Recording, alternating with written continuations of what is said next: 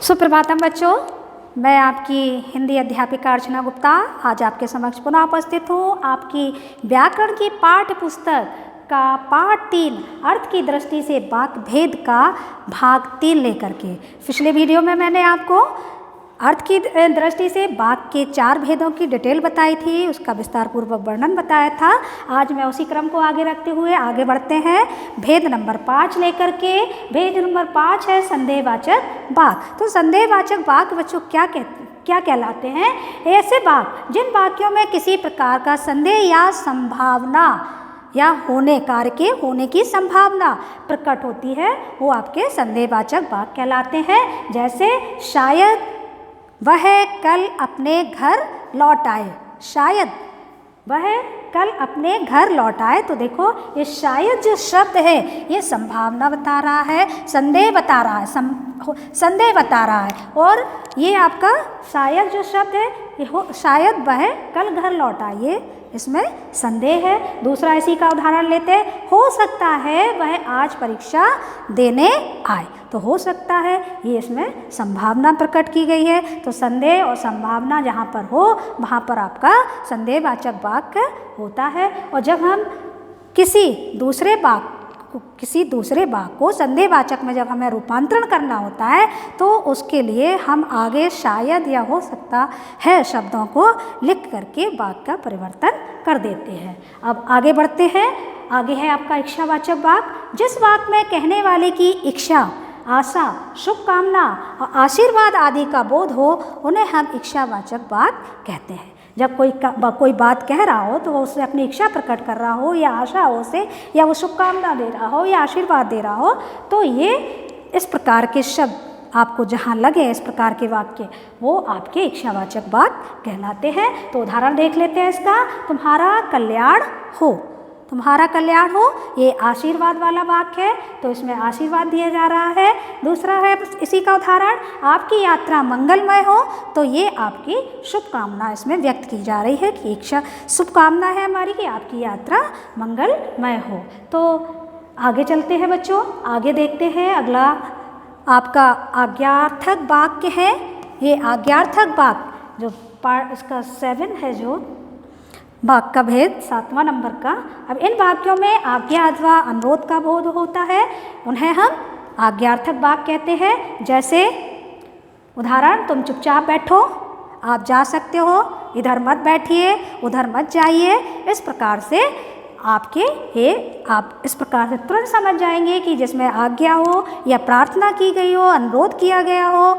जैसे आप कहते हैं ना, मैम प्लीज़, मैं आई कम इन, इंग्लिश में आप बोल देते हो, तो ये भी आपके आज्ञार्थक वाचक वाक्यों में आते हैं। क्या मैं अंदर आ जाऊं? तो आप ये अनुरोध कर रहे हैं, प्रार्थना कर रहे हैं। इस प्रकार के वाक्य आपके आज्ञार्थक में आते हैं।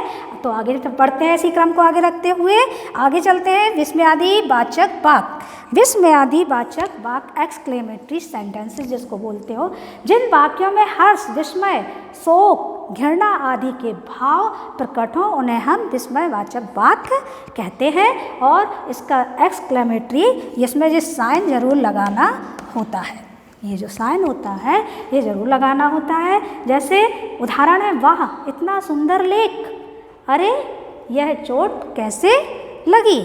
तो इसमें जब भी हम विस्मयादि वाचक वाक्य में किसी वाक्य को परिवर्तित करते हैं तो हमें ये साइन लगाना अति आवश्यक होता है। विस्मय आदि शब्दों के बाद, आश्चर्य वाले, घृणा वाले शब्दों के बाद ये हमें एक्सक्लेमेटरी साइन, विस्मयवाचक चिन्ह का लगाना अति आवश्यक होता है जब हम कोई भी वाक्य परिवर्तन करते हैं।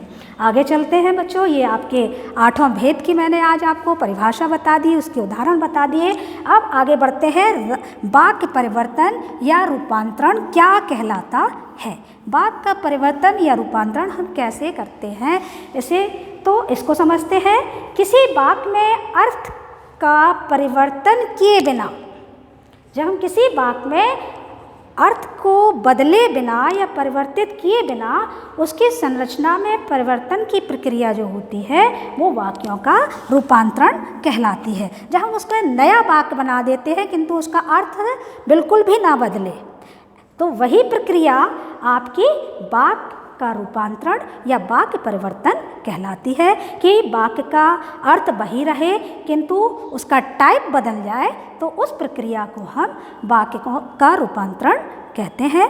तो वाक्य का रूपांतरण करते समय हमें कई बातों का ध्यान रखना होता है बच्चों।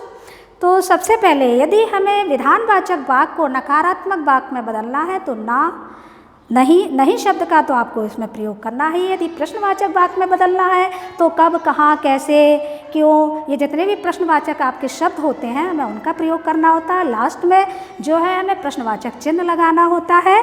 इसके अलावा जो आपके इच्छावाचक वाक्य होते हैं इनमें आप यदि परिवर्तन करना है तो आगे पहले भी हम बता चुके हैं कि क्या लगाना होता है, कि मेरी इच्छा है कि या मैं चाहता हूँ कि, इस प्रकार से लगा देते हैं। और संदेहवाचक वाक्यों में बच्चों शायद शब्द या हो सकता है शब्द, इस प्रकार के शब्दों का लगा देते हैं। और विस्मयवाचक वाक्य में बदलना होता है तो विस्मयवाचक शब्द का प्रयोग करने के बाद एक्सक्लेमेटरी साइन लगाते हैं। तो बच्चों आज हम इसका एक आपको उदाहरण देख लेते हैं कि कैसे इसको करना है। तो जैसे आपके परीक्षा में प्रश्न किया जाता है कि राम विद्यालय जाता है, इसमें जो है लिखा आएगा कि निषेधवाचक वाक्य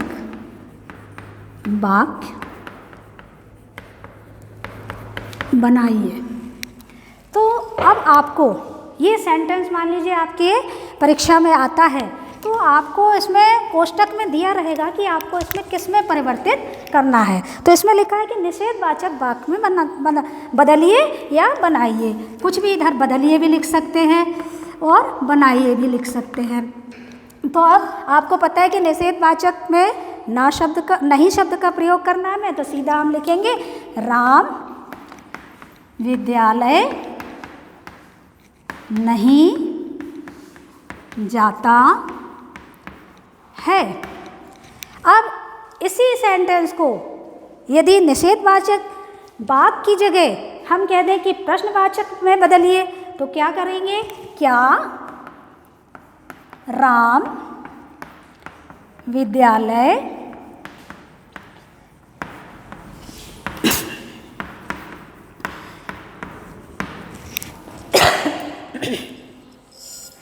जाता है, और लास्ट में ये क्वेश्चन मार्क हमें ज़रूर लगाना है। और आप किसी में भी बदल सकते हैं, इसकी जगह आपका कोई सा भी इधर लिखा आ सकता है कि संदेहवाचक में बदलिए, कि संकेतवाचक में बदलिए, कि विस्मयवाचक में बदलिए। तो आपको जो परिभाषा है और जो उदाहरण के द्वारा हमने समझाया है आप उसी के अनुसार आप इनको बदल सकते हैं।